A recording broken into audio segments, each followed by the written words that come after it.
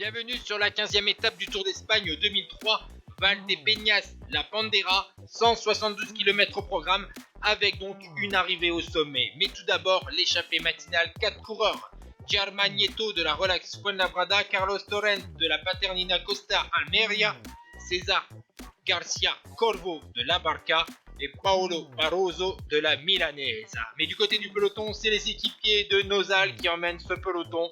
La formation, on le sait, on se rapproche maintenant des deux derniers rescapés de l'échappée matinale, Corvo et Torrent, qui vont être pris avant même d'attaquer la montée finale. David Millar va tenter sa chance dans les petits reliefs avant l'ascension du Puerto de los Vilares, mais il va être pris. Ensuite, c'est une attaque de Heitor Oza, vite neutralisée. C'est Roberto Laiseca qui va commencer à creuser une belle petite avance. Une trentaine de secondes sur un groupe composé de nombreux favoris avec la Rabobank autour de Rasmussen ou encore l'US Total autour de Heras. Mais on va reprendre dès le pied de la montée de la Sierra Pandera, 7 km 800 à 7,8%. Oui, il y a deux ascensions quasiment qui s'accumulent l'une derrière l'autre pour ce final. Et c'est surtout un coureur qui va réussir à porter une première attaque vraiment très forte dans cette montée finale. Il s'agit de Félix Cardenas de La Barca.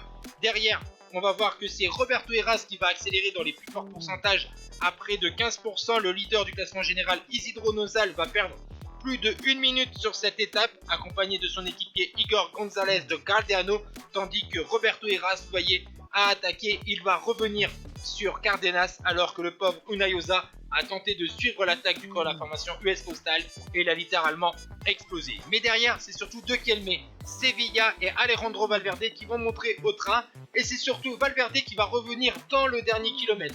Cardenas emmène maintenant le trio devant Heras. On voit que Valverde est passé devant le leader de la formation US Postal.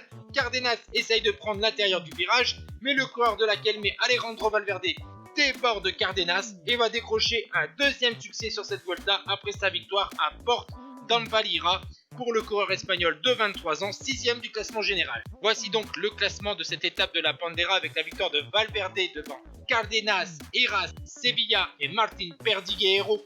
Et au classement général, Nozal conserve 3 minutes d'avance sur son équipier Igor Gonzalez de Galdeano, mais Heras revient à 4 minutes et 2 secondes. Ciao tout le monde.